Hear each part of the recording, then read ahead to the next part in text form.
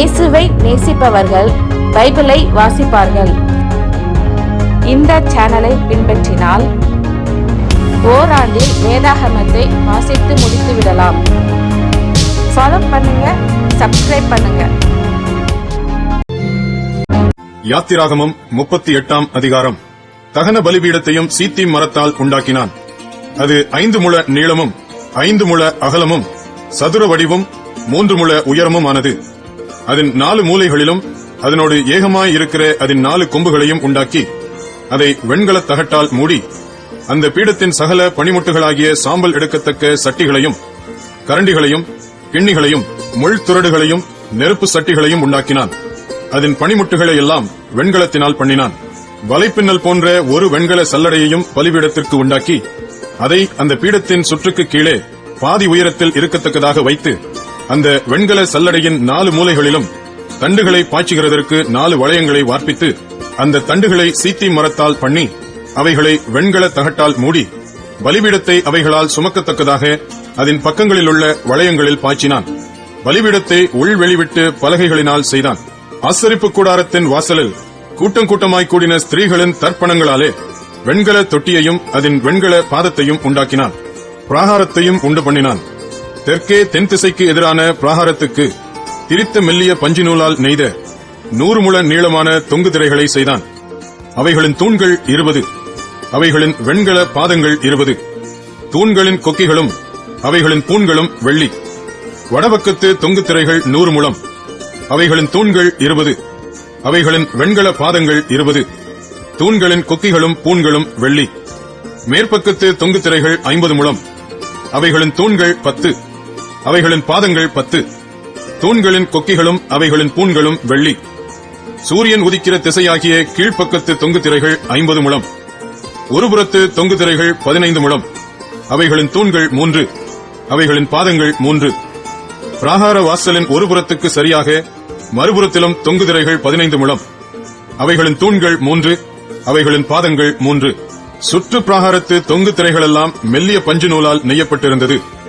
தூண்களின் பாதங்கள் வெண்கலம், தூண்களின் கொக்கிகளும் பூண்களும் வெள்ளி, அவைகளின் குமிழ்களை மூடிய தகடும் வெள்ளி.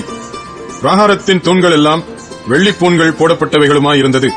பிராகார வாசலின் தொங்குதிரை இளநீல நூலாலும் இரத்தாம்பர நூலாலும் சிவப்பு நூலாலும் திரித்த மெல்லிய பஞ்சு நூலாலும் செய்யப்பட்ட விசித்திர தையல் வேலையாயிருந்தது. அதன் நீளம் 20 முழம், அதன் அகலமும் உயரமும் பிராகாரத்தின் தொங்கு திரைகளுக்கு சரியாய் 5 முழம். அவைகளின் தூண்கள் 4, அவைகளின் வெண்கல பாதங்கள் 4, அவைகளின் கொக்கிகள் வெள்ளி, அவைகளின் குமிழ்களை மூடிய தகடும் அவைகளின் பூண்களும் வெள்ளி. வாசஸ்தலத்துக்கும் பிராகாரத்துக்கும் சுற்றிலும் இருந்த முளைகள் எல்லாம் வெண்கலம். மோசேயின் கட்டளைப்படி ஆசாரியனான ஆரோனின் குமாரனாகிய இத்தாமாரின் கையிலே லேவியரின் ஊழியத்திற்கென்று எண்ணி கொடுக்கப்பட்ட சாட்சியின் வாசஸ்தலத்து பொருள்களின் தொகை இதுவே. யூதாவின் கோத்திரத்தில் ஊரின் மகனாகிய ஊரியின் குமாரன் பெசலேயில் கர்த்தர் மோசேக்கு கற்பித்ததையெல்லாம் செய்தான். அவனோட கூட தான் கோத்திரத்து அகிசாமாகின் குமாரனாகிய அகோலியாப் சித்திர கொத்து வேலைக்காரனும் வினோத வேலைகளை செய்கிற தொழிலாளியும் இளநீல நூலாலும் இரத்தாம்பர நூலாலும் சிவப்பு நூலாலும் மெல்லிய பஞ்சு நூலாலும் சித்திர தையல் வேலை செய்கிறவனுமாயிருந்தான். பரிசுத்த ஸ்தலத்தின் வேலைகள் யாவற்றிற்கும் காணிக்கையாக கொடுக்கப்பட்ட செலவான பொன்னெல்லாம் பரிசுத்த ஸ்தலத்தின் சேக்கலின்படி 29 தாலந்தும் 730 சேக்கல் நிறையுமாய் இருந்தது. சபையில் எண்ணப்பட்டவர்கள் கொடுத்த வெள்ளி பரிசுத்த ஸ்தலத்தின் சேக்கலின்படி 100 தாலந்தும் 1775 சேக்கல் நிறையுமாய் இருந்தது. எண்ணப்பட்டவர்களின் தொகையில் சேர்ந்த 20 வயது முதற்கொண்டு அதற்கு மேற்பட்ட 6,3550 பேர்களில் ஒவ்வொரு தலைக்கு பரிசுத்த ஸ்தலத்தின் சேக்கலின்படி அரை சேக்கலாகிய பெக்கா என்னும் விழுக்காடு சேர்ந்தது. அந்த வெள்ளியில் 100 தாலந்து வெள்ளியினால் பரிசுத்த ஸ்தலத்தின் பாதங்களும் திரையின் பாதங்களும் வார்ப்பிக்கப்பட்டது.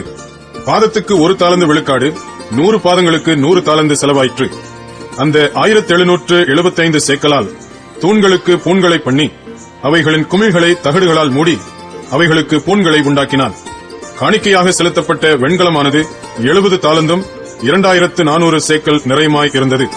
அதனாலே ஆசரிப்பு கூடார வாசல் மறைவின் பாதங்களையும் வெண்கல பலிபீடத்தையும் அதன் வெண்கல சல்லடையையும் பலிபீடத்தின் சகல பணிமுட்டுகளையும் சுற்று பிராகாரத்தின் பாதங்களையும் பிராகார வாசல் மறைவின் பாதங்களையும் வாசஸ்தலத்தின் சகல முளைகளையும் சுற்று பிராகாரத்தின் சகல முளைகளையும் பண்ணினான்.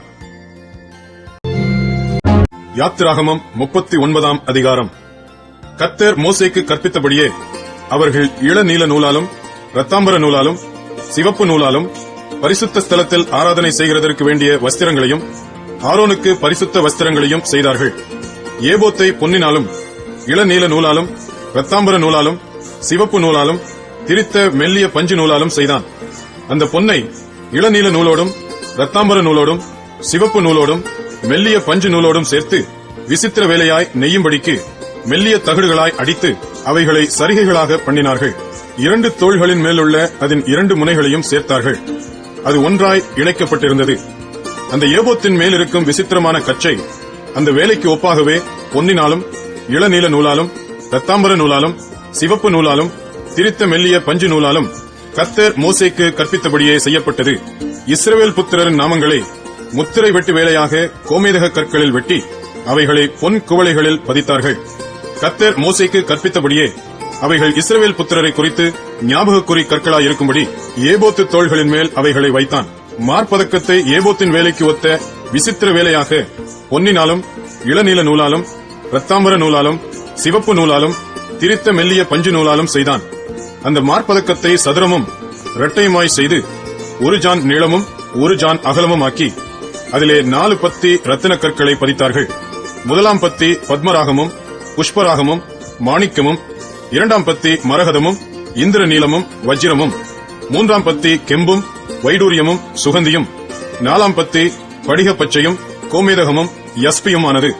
அவைகள் அந்தந்த இடங்களிலே பொன் குவளைகளில் பதிக்கப்பட்டிருந்தது. இந்த கற்கள் இஸ்ரவேல் புத்திரருடைய நாமங்களின்படியே 12 அவர்களுடைய நாமங்கள் உள்ளவைகளுமாயிருந்தது. 12 கோத்திரங்களில் ஒவ்வொரு கோத்திரத்தின் நாமம் ஒவ்வொன்றில் முத்திரை வெட்டாய் வெட்டியிருந்தது. மார்பதக்கத்துக்கு அதன் பக்கங்களிலே பின்னல் வேலையான பசும்பொன் சங்கிலிகளையும் பண்ணி 2 பொன் குவளைகளையும் 2 பொன் வளையங்களையும் செய்து அந்த 2 வளையங்களை மார்பதக்கத்தின் 2 பக்கத்திலும் வைத்து பொன்னினால் செய்த பின்னல் வேலையான அந்த 2 சங்கிலிகளையும் மார்பதக்கத்தின் பக்கங்களில் இருக்கிற 2 வளையங்களிலும் மாட்டி பின்னல் வேலையான அவ்விரண்டு சங்கிலிகளின் 2 நுனிகளையும் ஏபோத்தின் தோள்புறத்து துண்டுகள் மேல் முன்புறத்தில் இருக்கிற 2 குவளைகளிலும் மாட்டினார்கள். பின்னும் 2 வளையங்களை பண்ணி அவைகளை ஏபோத்தின் கீழ்ப்புறத்திற்கு எதிரான மார்பதக்கத்தின் மற்ற 2 பக்கங்களிலும் அதன் ஓரத்தில் வைத்து வேற 2 பொன் வளையங்களையும் பண்ணி அவைகளை ஏபோத்தின் முன்புறத்தின் 2 கீழ்ப்பக்கங்களில் அதன் இணைப்புக்கு எதிராகவும் ஏபோத்தின் விசித்திரமான கச்சைக்கு மேலாகவும் வைத்து மார்பதக்கம் ஏபோத்தின் விசித்திரமான கச்சைக்கு மேலாக இருக்கும்படிக்கும் ஏபோத்திலிருந்து நீங்கி போகாதபடிக்கும் அதை அதன் வளையங்களால் ஏபோத்தின் வளையங்களோடு இளநீல நாடாவினாலே கர்த்தர் மோசேக்கு கற்பித்தபடியே கட்டினார்கள். ஏபோத்தின் கீழ் அங்கியை முழுவதும் இளநீல நூலால் நெய்தான். அங்கியின் நடுவில் மார்க்கவச துவாரத்துக்கு ஒப்பாக ஒரு துவாரமும் அது கிழியாதபடி அந்த துவாரத்தை சுற்றிலும் ஒரு நாடாவும் தைத்திருந்தது. அங்கியின் கீழ் ஓரங்களில் தொங்கத்தக்கதாக திரித்த இளநீல நூலும் இரத்தாம்பர நூலும் சிவப்பு நூலுமான வேலையாக மாதளம்பழங்களை பண்ணி பசும்பொன்னினால் மணிகளையும் பண்ணி அந்த மணிகளை அங்கியின் ஓரங்களில் சுற்றிலும் மாதளம்பழங்களின் இடையிடையே தொங்க வைத்தார்கள். கர்த்தர் மோசேக்கு கற்பித்தபடியே ஆராதனைக்குரிய அங்கியின் ஓரத்தை சுற்றிலும் 1 மணியும் 1 மாதளம்பழமும் 1 மணியும் 1 மாதளம்பழமுமாய் இருந்தது. ஆரோனுக்கும் அவன் குமாரருக்கும் மெல்லிய பஞ்சு நூலால் நெசவு வேலையான அங்கிகளையும் மெல்லிய பஞ்சு நூலால் பாகையையும் அலங்காரமான குல்லாக்களையும் திரித்த மெல்லிய சணல் நூலால் சல்லடங்களையும் திரித்த மெல்லிய பஞ்சு நூலாலும் இளநீல நூலாலும் இரத்தாம்பர நூலாலும் சிவப்பு நூலாலும் சித்திர தையல் வேலையான இடைக்கச்சையையும் கர்த்தர் மோசேக்கு கற்பித்தபடியே செய்தார்கள். பரிசுத்த கிரீடத்தின் பட்டத்தையும் பசும்பொன்னினாலே பண்ணி கர்த்தருக்கு பரிசுத்தம் என்னும் எழுத்துக்களை அதிலே முத்திரை வெட்டாக வெட்டி அதை உயர பாகையின் மேல் கட்டும்படி கர்த்தர் மோசேக்கு கற்பித்தபடியே இளநீல நாடாவினால் கட்டினார்கள். இப்படியே ஆசரிப்பு கூடாரமாகிய வாசஸ்தலத்தின் வேலையெல்லாம் முடிந்தது. கர்த்தர் மோசேக்கு கற்பித்தபடியெல்லாம் இஸ்ரவேல் புத்திரர் செய்தார்கள். பின்பு வாசஸ்தலத்தை மோசேயினிடத்தில் கொண்டு வந்தார்கள். கூடாரத்தையும் அதற்குரிய எல்லா பணிமுட்டுகளையும் அதன் துறடுகளையும் அதன் பலகைகளையும் அதன் தாழ்பாள்களையும் அதன் தூண்களையும் அதன் பாதங்களையும் சிவப்பு தீர்ந்த ஆட்டுக்கடா தோல் மூடியையும் தகசு தோல் மூடியையும் மறைவின் திரைச்சீலையையும் சாட்சி பெட்டியையும் அதன் தண்டுகளையும் கிருபாசனத்தையும் மேஜையையும் அதன் எல்லா பணிமுட்டுகளையும் சமூக தப்பங்களையும் சுத்தமான குத்து விளக்கையும் வரிசையாய் ஒழுங்குபடுத்தப்பட்ட அதன் அகல்களையும் அதன் எல்லா பணிமுட்டுகளையும் வெளிச்சத்திற்கு எண்ணெயையும் பொற்பீடத்தையும் அபிஷேக தைலத்தையும் சுகந்த தூப வர்க்கத்தையும் வாசஸ்தலத்தின் வாசல் தொங்கு திரையையும் வெண்கல பலிபீடத்தையும் அதன் வெண்கல சல்லடையையும் அதன் தண்டுகளையும் அதன் சகல பனிமுட்டுகளையும் தொட்டியையும் அதன் பாதத்தையும் பிராகாரத்தின் தொங்கு திரைகளையும் அதன் தூண்களையும் அதன் பாதங்களையும் பிராகாரத்து வாசல் மறைவையும் அதன் கயிறுகளையும் அதன் முளைகளையும் ஆசரிப்பு கூடாரமான வாசஸ்தலத்தின் வேலை கெடுத்த சகல பனிமுட்டுகளையும்